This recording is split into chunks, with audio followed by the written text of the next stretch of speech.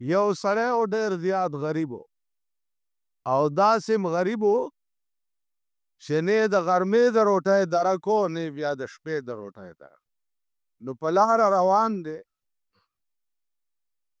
او دا اشعار وایي چې الا موت یباع فاشتریه الا موت یباع فاشتریه وهذا العيش ما لا خیر فيه. هاي هاي څوک شته چې مرګ خرڅوي او زه یې په بیه واخلم؟ داسې څوک به وي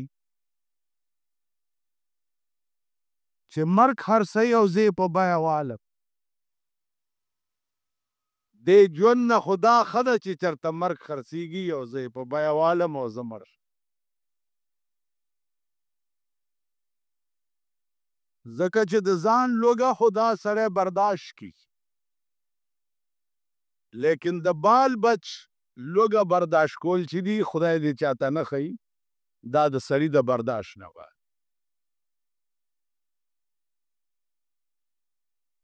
یو سړی ورپسې روان و، هغه چې دا اشعار واورېده نو هغه وله 1 روپۍ ورکړه چې خدای بنده مرګ مه غواړه،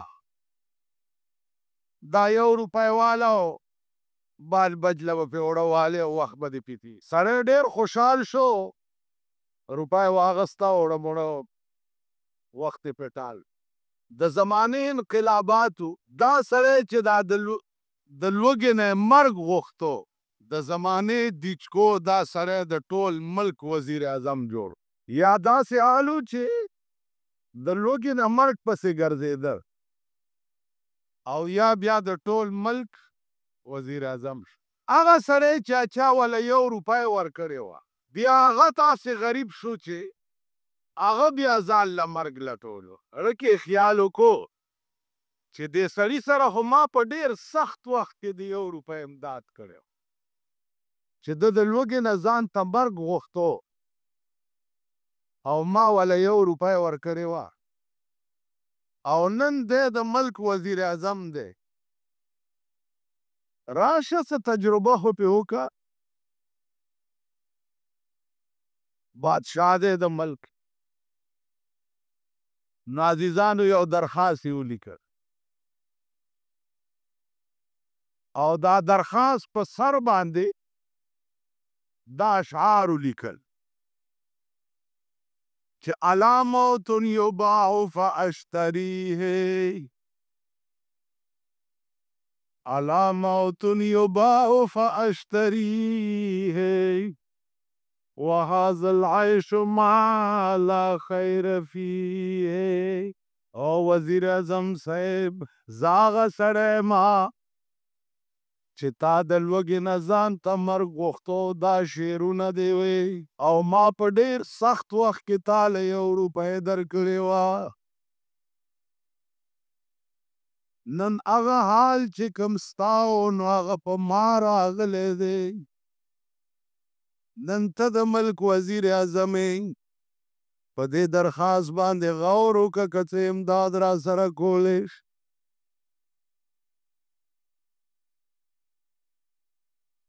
الله درخواست چې څه وخت کې وزیر اعظم ته ورننوت، وزیر اعظم ورته ډېر وژړل. دا د پاکستان دا کوڅه ډب وزیران نو، درخواست وله یو څه ایشو پیشو ایشو پیشو پیشو پیشو پیونی کې چې امکبید د یو څه نو وایي زه ماما په ارام کښېنو داسې هغه وزیر هر چاته لیکي دلته ځای کم دی. هغه ورځ یو هلک ما ته راغی وایي جي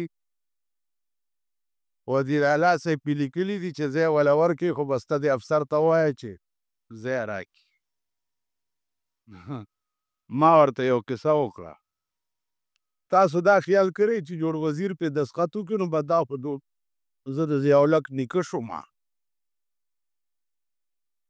نو ما ورته یو کیسه وکړه ما یو طالبو په دلی کې چې کتابونه خلاص کړه نو پلار ورپسې خط ولیږلو چې راځه که نه بس دی زوی ورته ولیکل چې پلاره داسې چل دی چې دلته یو راجا دی د هغه لور ده کتابونه مې خلاص که خو د هغه لور ده نیم نکاح شوی او نیم پاتې دی نو دعا کوه چې دا نور نیمه موشي نو بیا درځمه ما قبوله کړې ده خو چې دا د راجا لور ما قبول کی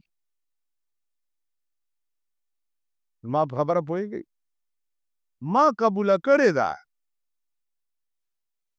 خو چې دا جینۍ ما قبول کی نو خبره که خیال وکړې ستا په قبلېدو کې ده که د جینۍ په قبلېدو کې ده په دې مې پوهېږي تا خو به د وزیر اعظم لور هم قبوله کړي خو چې هغه خو دې هم قبول کي که تاسو خیال راغی د بادشاه لور په بام ناسته ده سره جوړه یې اغوستې ده او شونډې یې سرې کړي دي سترګې یې تورې کړي دي او دا تاسو غوندې یو غلام جان روان دی په لاره چې داسې ورته کتلي دي نو دا شعر یې وایي چې سرخ پوشے لب لالے بر لب بام نظر میں آیا سرې جامې او سرې شونډې او تورې سترګې پاس په بام ناسته ده خدایه څه به کېږي هغې ورته د پاس نه آواز وکړو چې نه بزوري نه بزاري نه بزر میں آیا کوتک شاه په آرام تېرېږه دا د بادشاه لور ده نه په زور نه په مینت او نه په پیسو دا به ستا لاس ته رانشي نو خبره د راجا د لور خو طالب جان استاز قبوله کړې وه خو سوال خو چې دی د ده په قبلېدو کې نه سوال خو د هغې په قبلېدو کې و اوس دې بېوقوف پلار ته ولیکل چې نیم نکاح شوی دی نیم پاتې دی نو ما هغه سړي ته وویل چې خبره دا ده چې خبره د وزیر د دستخط نه ده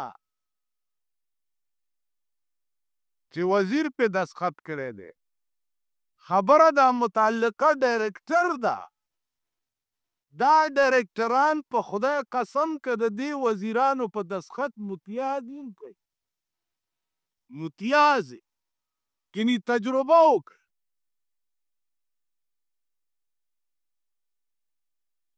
نو مالې په آرام کې وایي چې وزیر صاحب کړی دی خو هسې تاسو یو ټلیفون ورته وکړه وزیر صاحب کړی دا ماته ووایه چې بې وزیر یې درته زه وکړم دا راته ووایه وزیر کړی دی اوس ته به وایې چې بیا به خلکو ته وایي چې د وزیر په دستخط شوی ځه لار نیسه لار لنډه وه د وزیر دستخط شوی شی چې ما له رانږدې کړو په لتو به در باندې وخېږي عرض مې دا و چې داسې وزیر نه و هغه له چې درخواست ورغی نو ورته یې وجړه او ډېر یې وجړه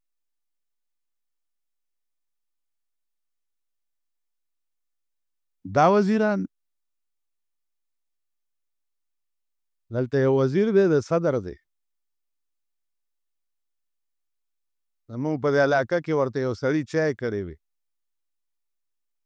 نو چای ورته کړی وي او 50,000 خو یې ورته ډزې وکړې وي کلاشنکوفو باندې هله وی کینډیډیټ را روان دی او ډا ډا ډا ډا ډا ډا ډا ډا ډا ډا ډا ډا ډا ډا اوس سړی چې د ویڼۍ خبره راشي ما پسې را منډه کي چې دا دروغه ته به لږ ونه وایي چې دا ویڼۍ لږه صفا کي چواري ګنده کړې ما لا وزیر پسې ریزه کړ چاته چې چېرته ځې کولې هغه ته هغه پسې ګرځه کړ ما نه وی اوس نو دا خلک تاسو بارها ټرای کړي بارها هم کتلي وزیران دې ته نه وایي حکومت دې ته نه وایي حکمران دې ته وایي چې درخواست ورغی او هغه شعرونه یې پړاو که چې نن نه څو کاله مخکې ده ویلي چې الا موت یباع فاشتریه وهذا العيش ما لا خیر فيه ورته وجړل چاو په ما داسې وخت هم تېر دی چې ما د لوږې نه ځان له مرګ غوښتو نو 700 روپۍ راواغستې 700 او د هغه کاغذ په شا باندې د قرآن کریم یو آیات ولیکل الذين ينفقون أموالهم كمثل حبة أنبتت 7 سنابل في كل سنبلة 100 حبة والله يضاعف لمن يشاء و درخواست والا تا په ډېر سخت وخت کې ما سره د 1 روپۍ امداد کړی ما د هغې په عوض کې د قرآن د دې آیات مطابق چې یوه دانه څوک د خدای په نامه ورکړي نو د هغې داسې مثال دی لکه دانه وکرې هغه بوټی شي هغه بوټي کې 7 وږي وشي 7 وږي او هر وږي کې 100 دانې یو په 700 شي نو تا 1 روپۍ ماله راکړې وه نو ما یو په 700 دله درکړي او که مزید خدمت هم نو ګوره بیا به ما خبره عزیزانو دې ته وایي کامل انسانیت چې د چا نیکي ای هیره نه څوک چې د چا نیکي هیره کي عزیزانو دا هم انسان ده نن مونږ چې کومه زمانه کې اوسېږو دا دومره کمینه وخت دی او رزیل چې نیکي دې ورسره کړي نو بیا غټ کار هم وله ورکه چې ما څه وخت یا قرض دې ورکو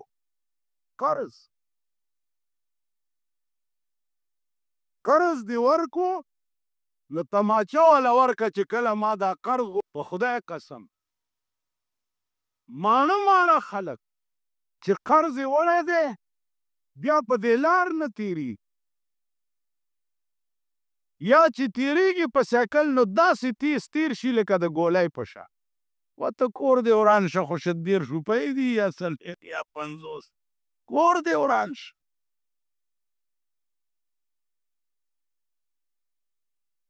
ښځی انسانیت ته ګوره بله ورځ یو ښځه راله ویل 2 کاله وشو زه وطن ته تللی ومه او د دې دوکاندار ما باندې 8 آنې پاتې وې په دوایۍ کې 8 نو 2 کاله پس رالمه ما چې هغه 8 آنې ورکړم هسې نه چې قبر لی په غاړه یونس ښځه سړي شیخان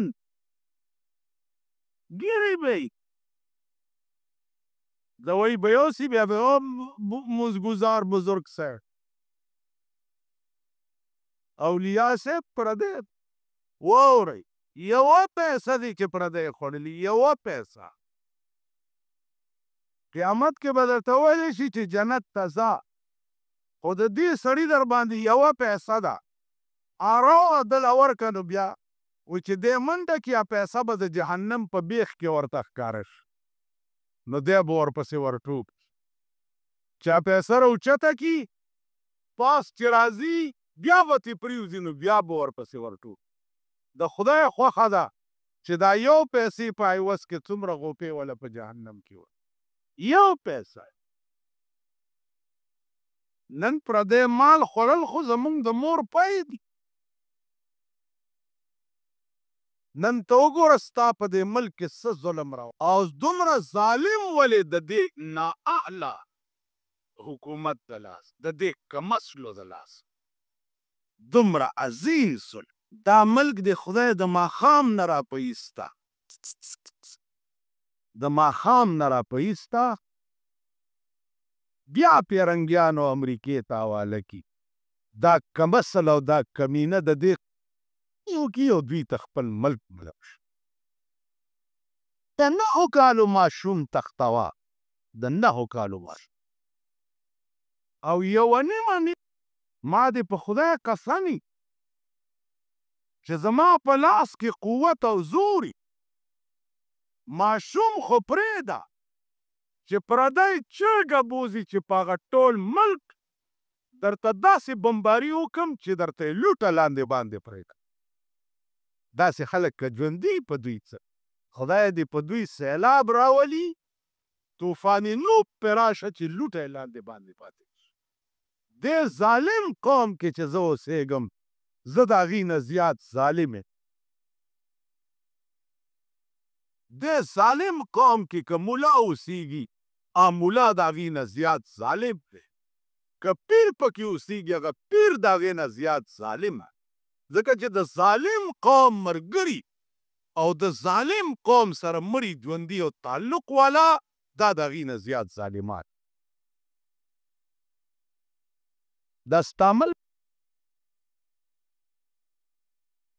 پردی کښتونو باندې به ډټسن اغوستی، پړت او به تښتئ. 80,000 راوړه، 40,000 راوړه، 13,000 راوړه. حکومت له چې ورشي د جنده بازار اجراګانو ته، نه د جنده بازار اجراګانو ته چې دا څه نو اچو تختوله، وایي جرګه ورسره وکړه، جرګه ورسره وکړه.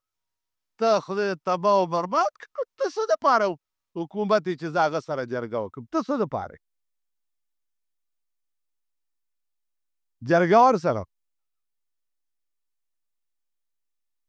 عزیزانو زما روح قطعا مطمئن نه دی د دې ملک نه، بلکل مایوس، او داسې مایوس چې دا مې د دې خولې نه بار وځي. په دا دی کیچ پې رجسټر دی تانه کې، کیچ پې رجسټر دی، کچرو ته به لاړ شي او کچرو کې به وکیل ونیسي، او کیچ پې رجسټر دی، پلدی کور یې وران کړی دی، او په غل به مقدمه چلیږي، او بیا شمیشت تاریخونه به وي، 2-3 کاله کې به غل کونه خلاص شي، پردی کور یې رانیولی دی.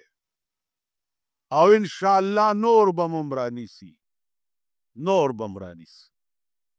د ځان تماشې به کوئ، نور به م رانیسي. خدای سره په ډزو یئ. د خدای او د پاکستان د قوم جنگ دی. دعاګانې به مې مفت ورکولې چې ګورمه د VCR ډرمونه یې زامنو روان کړي. هلکه دا څه کوئ؟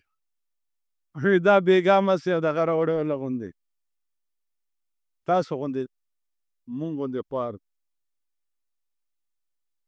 څومره وړي؟ بس د هلکانو څه شغل مغل جوړ کړی، VCR یې کور ته راوړ.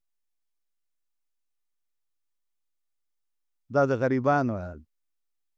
غریب چې څومره د زنطلاق بچی دی، دومره د بد لیوه زوی به بل څه. غریب وس نشته. دا د خیزیر بچي خدای پیژندلي، وس نشته. هریان خود تاسو خدای تباه کړه چې تباه شي. نړه کې نه وایي د رحمان بابا شعر رایاد شو چې زه توبه په هغې تېر عمرو کاږم، زه توبه په هغې تېر عمرو کاږم چې تېر شوی دی بې یاره په غفلت کې. په خپلو کړو پېمانه وه. زما څه خیال و د دې متعلق، دا بد ظالمان دا هغه خلک چې د روټۍ درکې ده، دا مونږ او تاسو چې لږ ډېر ښه د پیشو وروڼه یو. وایي پیشو تر هغې پورې شیخ هی چې په مږو نه یي پېښه. غریبه مندګۍ غوندې پیشو راوګوره، مندګۍ میاو میاو میاو میاو. سړي ته رحم راشي. ته دغې غریبې پیشو ته لږه مږه وښایه. ته د دې دا منډه بیا وګوره په مږې پسې.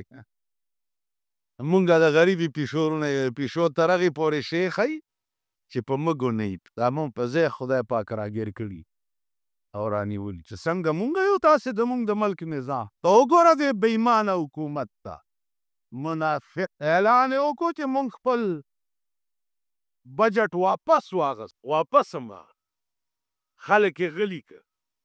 چې خلک یې غلي کړ اوس همغه بجټ یو شی په مزه ګرانۍ لګیا. بجلی ګرانه کړه، سوی ګیس ګرانۍ لګیا دی، د خاورو تیل داسې په مزه یو شی. اول خو یکدم خلکو ویل غلط دی، ویل ما واپس واغستو. دا بل زمونږ په ګډو کې اوښ چې راباندې خدای را مسلط کړی. اوس یو شی در باندې په مزه ګرانه ډېره ښه ده. ګورو به چې چاته به ښه کي.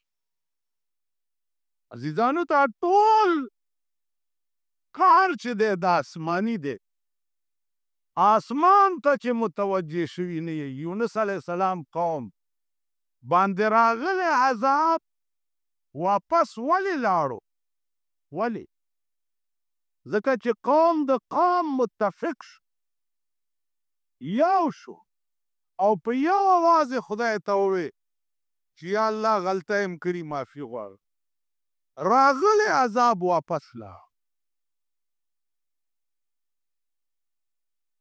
نن ستا په ملک کې قوم د قوم متفق کمز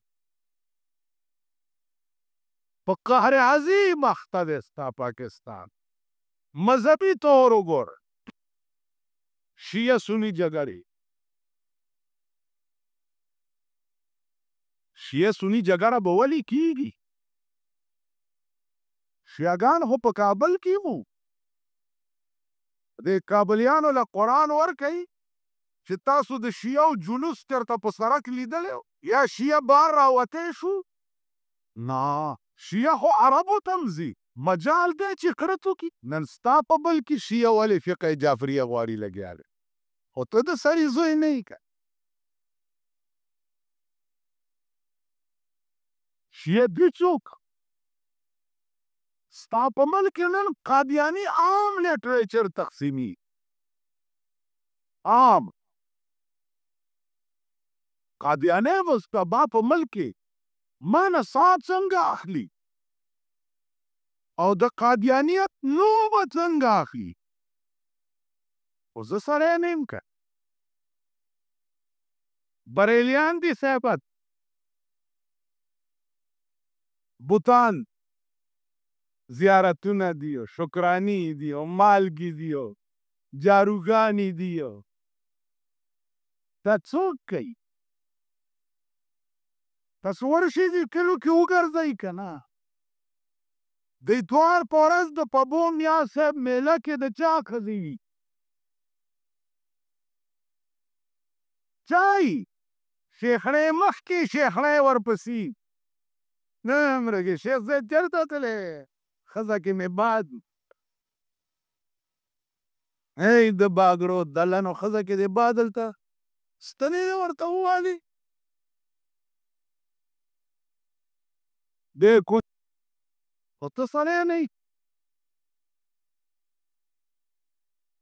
ته سړی شوې، ستا ښځه به ولې داسې کړه؟ موږ سړي نه یو.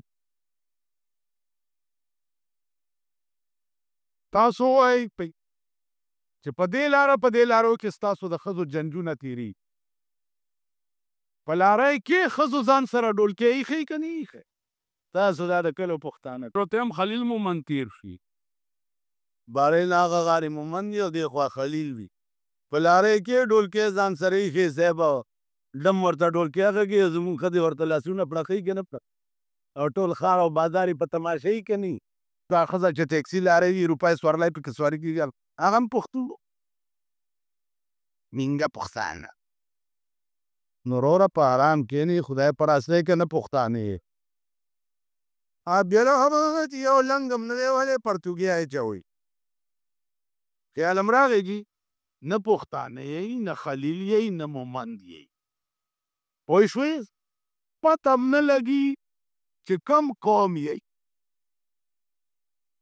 شیخیل یې که ډمان یې که کنجران یې که نیان یې خدای چې څه بلا یې د پښتو خو در کې رګ نشته اوس پښتو ژبه ویلو باندې سړی پښتون کی نو عزیزانو عرض مې دا و چې انسان جوړېدل ګران کار دی انسان هر څه به جوړ شي اوس زه په غره کې چېرته یو کوډله جوړوم او پکې کښېنم او یو دوه بړیسي خوشي کوم ته وګوره چې دې غره ته څومره دنیا برجه راځئ دلته یو ولي پیدا دی خورې هر مراد پې حاصلېږي نو زمونږ دا د ملک ښځې دلته یو دوه ډمان جامړه کړي دې زمونږ ادبیره کې هغه ویل جوړه شهیدان راوتي او هر مراد پې حاصلېږي عالم کتلی و د ښځو خلیل مومند ګلاب بابا هم حال کتلی و په ریوي کې دغه کې سپیرسنګ کې هغه ویل حکومت ورته جی ټي اس لاره یې چالو کړه هغه ویل ګلاب بابا دی چې وینه یې چېرته پرېوتې آب زمزم د هغه د اوس قوم لورې د دې خدای قسم په خدای چې مخونه د دې خلکو را باندې پات زه دا نه کوم چې زه د ره په وینو وجاړم چې دی ولې ویشت دې کې باسونه نور دې انشاءالله بیا به شي واخر دا